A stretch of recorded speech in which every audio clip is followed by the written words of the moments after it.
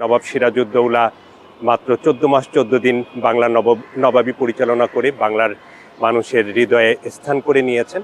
তো আমাদের এটা অবশ্যই গর্বের বিষয় যে আমাদের পূর্বপুরুষ আমরা পার্সিয়ান। 1984 সালের 25 ফেব্রুয়ারি ফজলে লোহানী সাহেব যদি কিছু মনে না করুন নামে একটা ম্যাগাজিন অনুষ্ঠান করেছিলেন। তো উনি আমার দাদাকে প্রথম বাংলাদেশের মানুষের সাথে পরিচয় করিয়ে দিয়েছিলেন সিরাজউদ্দৌলার বংশধর হিসেবে।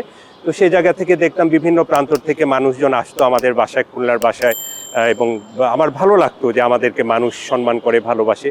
শুধু টিভিতে দেখে না, আমাদের সেটা কর্মের কারণে, কারণ আমরা মানুষের বিভিন্নভাবে কর্মসংস্থান করেছি। নবাব বংশের নাম থাকলেই যে সে সিরাজউদ্দৌলার বংশধর আমি সেটা মানি না। আমার আব্বা আম্মার কাছ থেকে যে শিক্ষাটা পেয়েছি যে মানুষের জন্য ভালো কিছু করে যাবা, এটা আজীবন মানুষজন মনে রাখবে, সেই অর্থে আমি সেই লক্ষ্য নিয়ে কাজ করছি।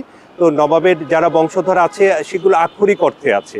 আমি যেভাবে নবাবকে ভালোবেসে কাজ করছি, দেশকে ভালোবেসে, তাদের আসলে সেইভাবে কোনো আগ্রহ নেই, এবং তারা ফোকাসে আসলেও অলরেডি কিছু কিছু ইউটিউবারের মাধ্যমে এসেছে কিন্তু আসলে তারা কোনো ভূমিকা রাখতে পারি না। নবাব আলীবর্দী খান, নবাব সিরাজউদ্দৌলা, বা আমার আব্বাজান ইঞ্জিনিয়ার সৈয়দ গোলাম মোস্তফা, বা আমার আম্মাজান, প্রত্যেকেই দেশের মানুষকে ভালোবেসেছে। আমিও দেশের মানুষকে ভালোবাসি। যারা বঞ্চিত করছে তাদেরকে আল্লাহর বিচারের সম্মুখীন হতে হবে। একটা বংশীয় পরিবারকে যারা ঠকিয়েছে, সেই 1757 সাল থেকে ঠকিয়ে আসছে, এবং একমাত্র আমাদেরকে সে সম্মাননা দিয়েছেন নবাব স্যার সলিমুল্লাহ। আমাদের কষ্টের কথা যখন শুনেছিলেন, আমার ষষ্ঠ বংশধরকে সম্মানজনক অবস্থানে নিয়েছেন ডেপুটি সাব রেজিস্ট্রারের, এবং সেটা কিন্তু ব্রিটিশ মিউজিয়ামে সুরক্ষিত আছে সেই লেটার্সটা।